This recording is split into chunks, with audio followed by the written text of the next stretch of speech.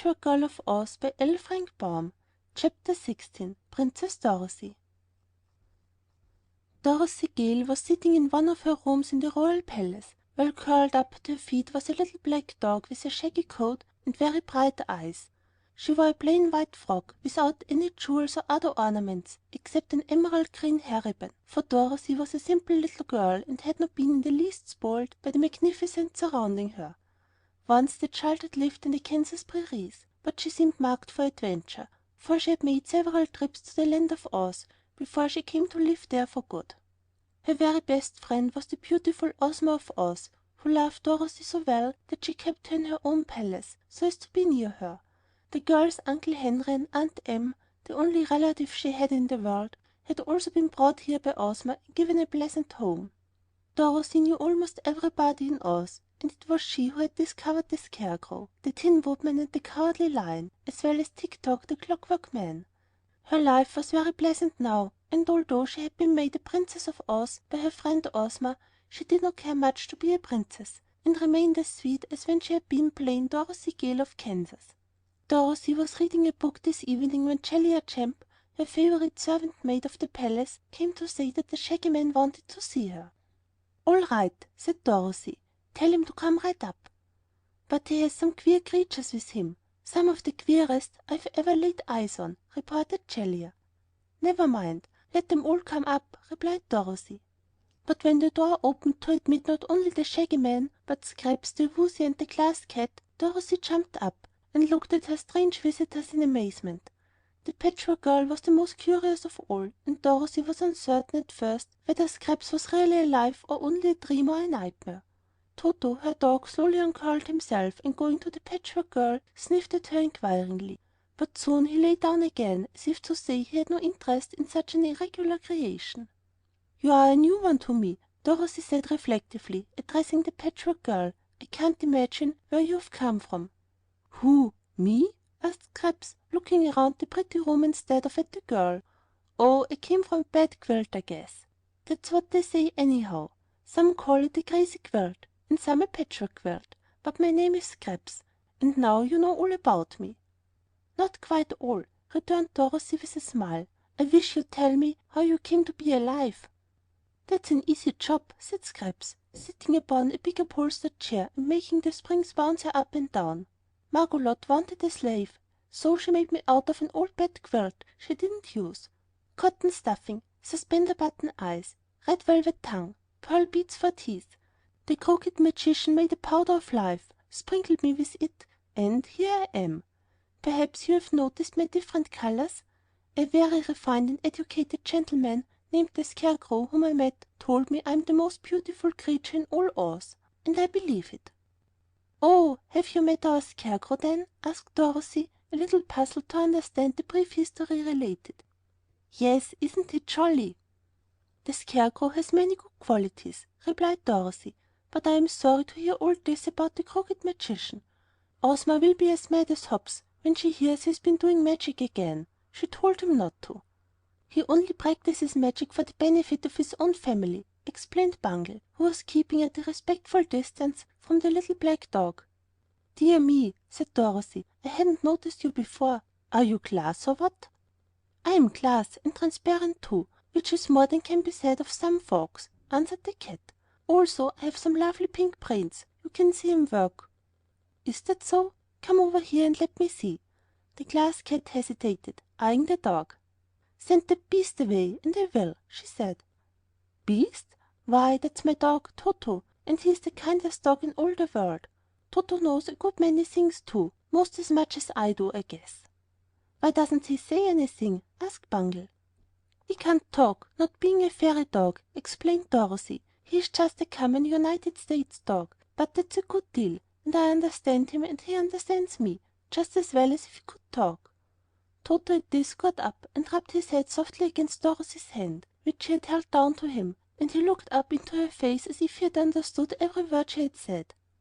"This cat, Toto," she said to him, "is made of glass, so you mustn't bother it or chase it, any more than you do my pink kitten. It's probably brittle, and might break if it bumped against anything." "Woof!"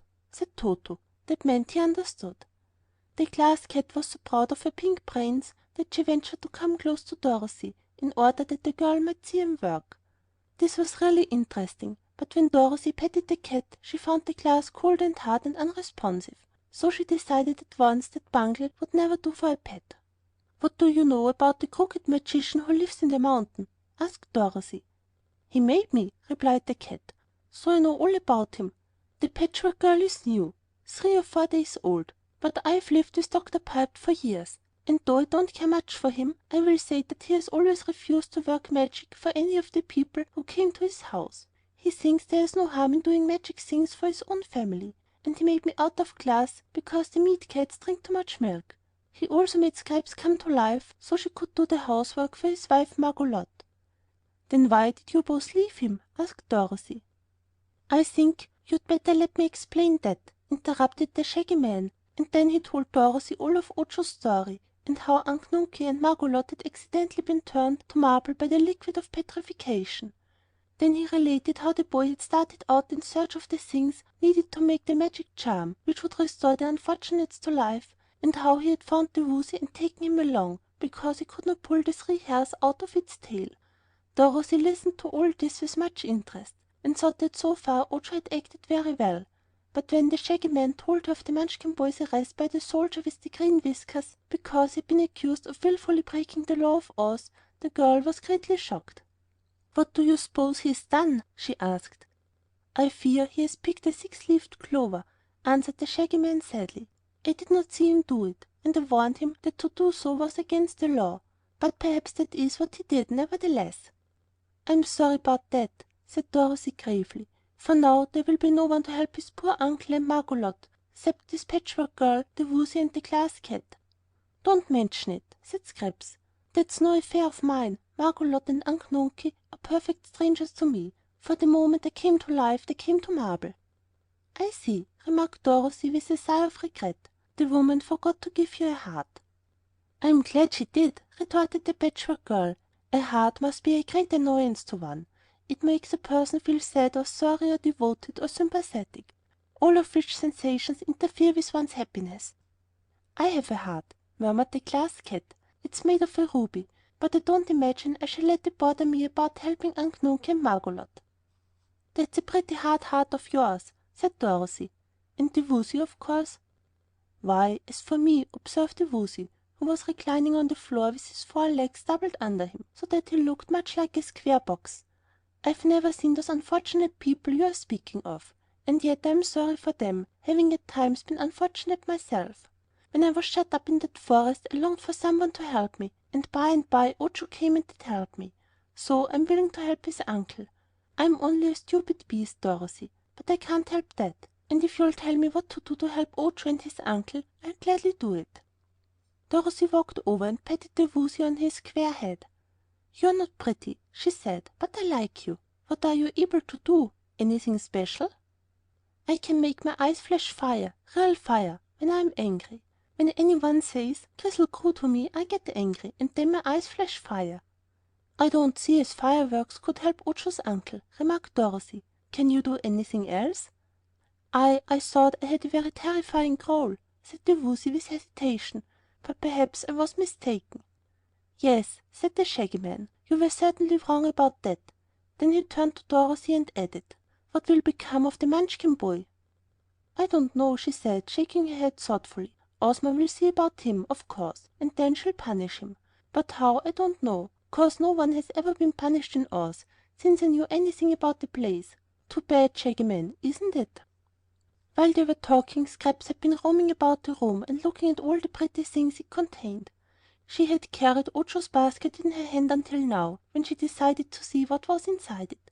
She found the bread and cheese, which she had no use for, and the bundle of charms, which were curious but quite a mystery to her. Then, turning these over, she came upon the 6-leaved clover, which the boy had plucked. Scraps was quick-witted, and although she had no heart, she recognized the fact that Ojo was her first friend. She knew at once that because the boy had taken the clover he had been imprisoned, and she understood that Ojo had given her the basket so they would not find the clover in his possession and have proof of his crime. So, turning her head to see if no one noticed her, she took the clover from the basket and dropped it into a golden vase that stood on Dorothy's table. Then she came forward and said to Dorothy, "I wouldn't care to help Ojo's uncle, but I will help Ojo. He did not break the law. No one can prove he did, and that green whiskered soldier had no right to arrest him." "Ozma ordered the boy's arrest," said Dorothy, "and of course she knew what he was doing. But if you can prove Ojo is innocent, they will set him free at once." "They will have to prove him guilty, won't they?" asked Scraps. "I suppose so." "Well, they can't do that," declared the Patchwork Girl. As it was nearly time for Dorothy to dine with Ozma, which she did every evening, she rang for a servant, and ordered the Woozy taken to a nice room and given plenty of such food as he liked best. "That's honey bees," said the Woozy. "You can't eat honey bees, but you'll be given something just as nice," Dorothy told him. Then she had the Glass Cat taken to another room for the night, and the Patchwork Girl she kept in one of her own rooms, for she was much interested in the strange creature, and wanted to talk with her again and try to understand her better. End of chapter 16. Recording by Ellie, March 2010.